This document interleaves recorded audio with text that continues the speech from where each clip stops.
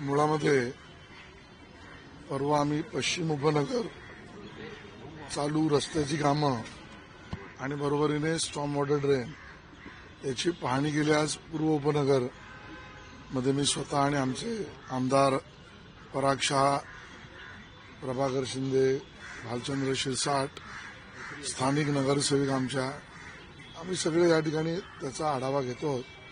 अतिरिक्त आयुक्त बांगर साहेब पण बरोबर आहे। काम गतीने यापूर्वी झालं असतं तर बरं झालं असतं अशी स्थिती आहे।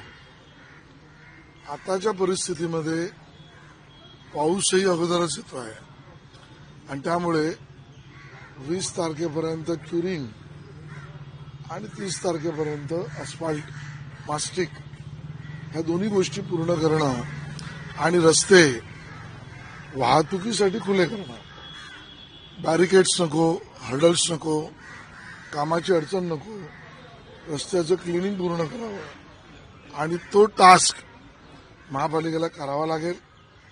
महापालिकेला आपल्या इंजिनियर्सना, कंत्राटदारांना, विशेष सेवा अन्य विभागातील लोकांना सुद्धा रस्त्यावर उतरावं लागेल आणि या परिस्थितीवर एक सामाजिक नाही तर आमची जबाबदारी म्हणून आम्ही या प्रत्येक गल्लोगल्ली फिरू आणि आमच्या भूमिका सरकारला सांगू आणि काम करून घेऊ। सर, या विभागामध्ये हे गेल्या नोव्हेंबरपासून काम सुरू आहे। प्रत्येक वेळी गेल्यानंतर लोकांना पालिकेकडे जाऊन सांगत होते, मध्ये तर काम सुद्धा बंद होतं, त्यामुळे वेळेत पूर्ण होऊ शकत नाही आहे आणि आता रस्ता इतका उंच होत आहे की ते घरामध्ये म्हणजे इमारतीच्या इथं पाणी जाऊ शकते।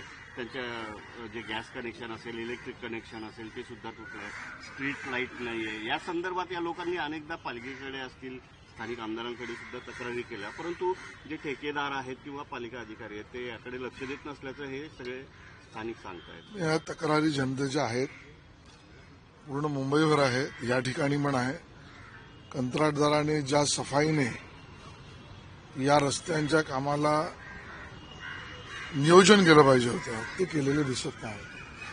मुंबईभर तक्रारी आल्या आहेत, महानगरच्या गॅस लाईन तुटल्या आहेत, वीज कनेक्शन तुटलं आहे, पिण्याच्या पाण्याचं कनेक्शन तुटलं आहे, स्ट्रीट लाईटचं कनेक्शन तुटलं आहे, काहींचं इंटरनेटचं असेल आणि या सगळ्यावर पालिका अधिकाऱ्यांना ज्यावेळेला माननीय विधानसभा अध्यक्ष यांच्याकडे बैठक झाली त्यानंतर दिलेल्या निर्देशानुसार महापालिका काम करते आणि जे कंत्राटदार असं करत नाही त्यांच्यावर दंड आणि तोही साधा नाही मजबूत दंड लावावा हे आम्ही त्या ठिकाणी निर्देश दिलेले आहेत। मान्सून पूर्व पाऊस चालू झाला, त्यात आता अनेक अडचणी येतील आणि 31 मे पर्यंत डेडलाईन होती जी पहिल्या टप्प्यातली कामं होती ती पूर्ण करण्याची, तर किती टक्के कामं पूर्ण झाली ही माहिती तुम्ही घेतली आहे का?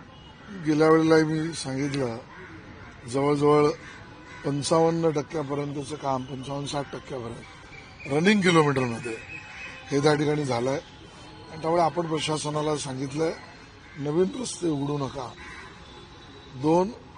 एक बाजू रस्त्याची झाली असेल तर ती पूर्ण करा आणि दुसरी बाजू जी आहे तिथे तुम्ही लेवल मॅच करून मास्टिक करून अस्फाल्ट करा, म्हणजे पूर्ण रस्ता रहदारीला युक्त असा होईल।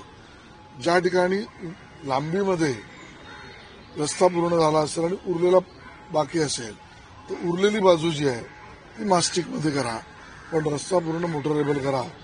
आपण 31 मेची डेडलाईन दिली आहे, स्वतः आम्ही पाहणी करतोय, महापालिकेला जबाबदार आहे, कंत्राटदाराला जबाबदार आहे आणि म्हणून जागरूक प्रतिनिधी म्हणून भारतीय जनता पार्टी प्रत्येक रस्त्यावर आपल्या प्रतिनिधीला घेऊन कामाला लागली। सर, या ठिकाणी तुम्ही येणार म्हणून या ठिकाणी सगळं मातीचं आहे, चिखल झालेला होता, परंतु तुम्ही येणार म्हणून या ठिकाणी अनेक ठिकाणी पोट्याची म्हणजे हे टाकलेलं आहे, त्याचबरोबर बाजूचं बॅरिकेटिंग सुद्धा व्यवस्थित केलेलं आहे। हेच नागरिक सांगतात की मंत्री महोदय येत आहेत म्हणून हे करतायत, परंतु आमच्या समस्यांकडे जे स्थानिक रहिवासी आहेत या समस्येला तोंड देत आहे, यावर काय कारवाई झाली पाहिजे? खरं स्थानिक नागरिकांच्या तक्रारी महापालिकेने ऐकल्याच पाहिजेत। रस्त्याची गुणवत्ता हा अधिकार आहे, नागरिकांचा अधिकार आहे आणि म्हणून या पद्धतीने काम न करणाऱ्या कंत्राटदाराला दोषी तर आपण पकडूच, कारवाई करू। आज 31 मे पर्यंत काम पूर्ण करणं आणि गुणवत्ता टिकवणं याच्यावर आपला भर जास्त आहे। उर्वरित जे प्लॅनिंग करायचं आहे पुढच्या सीझनसाठी आणि कंत्राटदारावर कारवाई या दोन्ही गोष्टी आपण करू. सर, शेवटचा प्रश्न. काल पाऊस पडला, तो फक्त 20-25 मिलीमीटर पाऊस झालेला असतानाच मुंबईत विशेषतः पश्चिम उपनगरामध्ये मोठ्या प्रमाणात पाणी साचलं होतं. पूर्व उपनगरात काही ठिकाणी तर 20 मिलीमीटरच पाऊस होता. तरी सुद्धा कुठेतरी नालेसफाई झालेली नाहीये म्हणून हे पाणी साचलेलं, किंवा थातूरमातूर ही नालेसफाई झालेली. स्वतः महापालिकेच्या AI ऍप्लिकेशन मधनं जनरेट झालेला रिपोर्ट हे सांगतोय की कंत्राटदाराने गाळच्या ऐवजी माती आणि दगड टाकलाय. मी नेहमीच म्हणतो, पण दरवेळेला भारतीय जनता पार्टी रस्त्यावर असते आणि बाकी सगळे करून दाखवलं म्हणणारे विदेशात असतात, घरातून बाहेर पडत नाही. पण आज ज्या वेळेला AIची स्वतःची मशिनरी आणि व्यवस्था महापालिकेला दाखवते आहे, अजूनही वेळ गेलेली नाही. बेजबाबदारपणा कंत्राटदाराचा मुडीच काढा आणि त्याचा पाठपुरावा आम्ही करू. मुलाखतीचे काही चंक आम्ही बघतोय, त्यामध्ये तुम्ही असं सांगतात की मुंबईकरांच्या सेवेसाठी मुंबई महापालिकेची निवडणूक असणार आहे, ज्यामध्ये महायुती मिळून ही निवडणूक लढवली जाईल आणि समोरच्या म्हणजे शिवसेना UBDचे 50पेक्षाही कमी नगरसेवक निवडून येतील. मुंबई महानगरपालिकेच्या निवडणुका येऊ घातल्या, तारीख कळेल. पण भारतीय जनता पार्टीची तयारी आम्ही गेल्या 1.5 वर्षापासून करतो आहोत. स्वाभाविक आहे, मतदारांना केवळ मतदानापुरता विचार करणं हे भाजपचं धोरण नव्हे आणि त्यामुळे सतत आणि सातत्याने सेवा करणं ही आमची भूमिका आहे. आणि म्हणून मुंबईकरांचा सेवेकरी कोण या मुद्द्यावरच भारतीय जनता पार्टी निवडणूक लढेल. आम्ही निवडणूक महायुतीत लढू, महायुती म्हणून आम्ही निवडणूक जिंकणार हे आमचा त्या ठिकाणी संपूर्ण विश्वास आमचा आहे. आणि मी पूर्ण मुंबईभर सातत्याने फिरतोय. मला जे चित्र दिसतंय, ज्या पद्धतीने पाठ उद्धवजी आदित्यजी यांनी दाखवली आहे आणि रोज बडबड करणाऱ्या उभाटाच्या सेनेच्या नेत्यांना मुंबईकरांच्या विषयाशी काही लेणं देणं नाही. ते कधी रस्त्यावर, नाल्यावर, कुठे अडचण आली, बिल्डिंग कोसळली, कुठे काय झालं दिसतही नाहीत. ते केवळ रोज टीव्हीवर दिसतात. त्यामुळे टीव्हीवर दिसून मतं मिळतात हा त्यांचा गैरसमज आहे. 50 सुद्धा जास्ती जागा मिळतोय हे त्या ठिकाणी महाविकास आघाडीला 50 जागा मिळतात. एक तूर अशी जाईल हे वाक्य जिवारी लागलं असे तुम्ही त्या मुलाखतीत. खरंय, मला तर लागलंच आहे, पण अख्ख्या भारतीय जनता पक्षाला लागलंय. कधी आपण काय बोलतो आणि त्याच्यावर समोरच्याची काय प्रतिक्रिया होऊ शकते याचं भान सुटलेला नेता हा बेभान नेता उद्धवजी याच्या स्वरूपात आम्ही बघितला.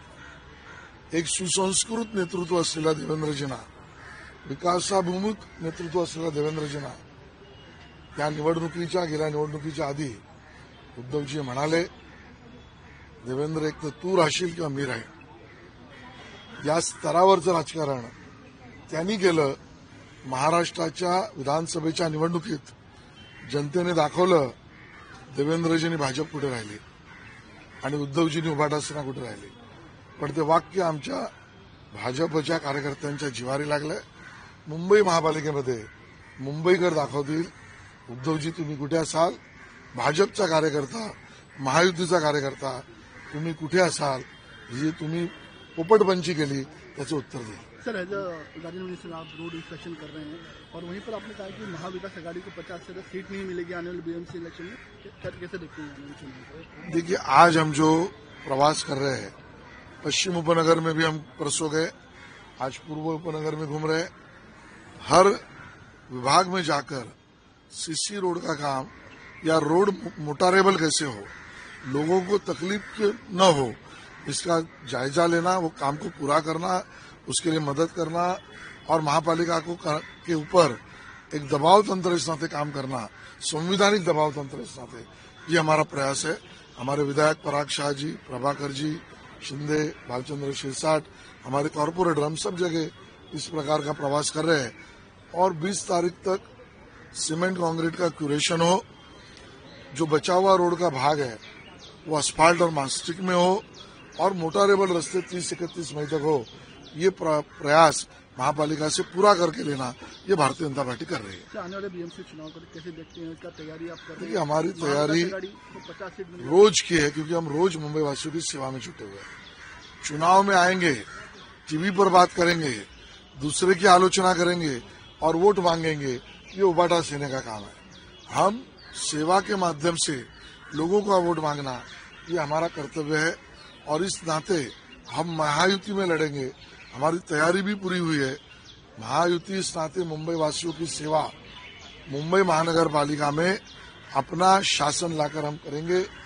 जो पूरे मुंबई में मैं देख रहा हूं, उद्धव जी मतदाताओं से पीठ दिखाकर चले गए, विदेशों में घूमना, टीवी पर दिखना, लेकिन लोगों के साथ रास्ते पर नहीं दिखना, लोगों की तकलीफ में नहीं आना, ये सब का आकलन हमें ऐसा लगता है महाआघाड़ी जो है और उपाटा सेना 50 सीटें भी नहीं आएगी। और सर हम देखें कि मालिकार्जुन खड़गे जो हैं कांग्रेस नेताओं ने एक बयान दिया। उन्होंने कहा है कि पहलगाम टेरर अटैक को लेकर कहा है कि मोदी सरकार ने सुरक्षा मुहैया नहीं कराया, जिसके लेकर पर्यटकों की जान चली गई है।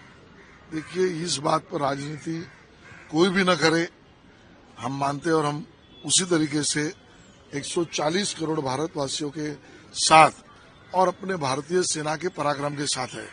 जो राजनीति कर रहे हैं वो राजनीति न करे ऐसा हम कह सकते हैं और भारतीय सेना के पराक्रम का सम्मान करे, इतनी बात हम कर सकते हैं। सर एक आखिरी सवाल, छगन भुजबल जी ने कल मंत्री पद की शपथ ली है, वहीं सामना में आया है कि लिखा है कि कैसे झेलोगे आप इसको, क्या नाम है छगन भुजबल जी का। देखिए, राष्ट्रवादी कांग्रेस का निर्णय है, महायुति का फैसला है। हम हमारा काम करेंगे।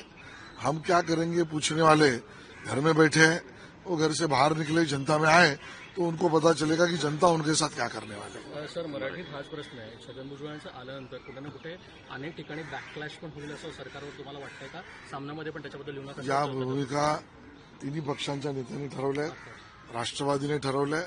ते तिन्ही पक्षाचे आमचे नेते विचारपूर्वक निर्णय करतात. एवढंच मी सांगेन.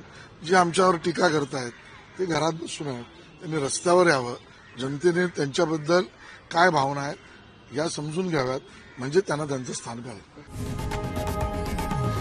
लोकशाही मराठी ऐका, पहा, जागरूक रहा.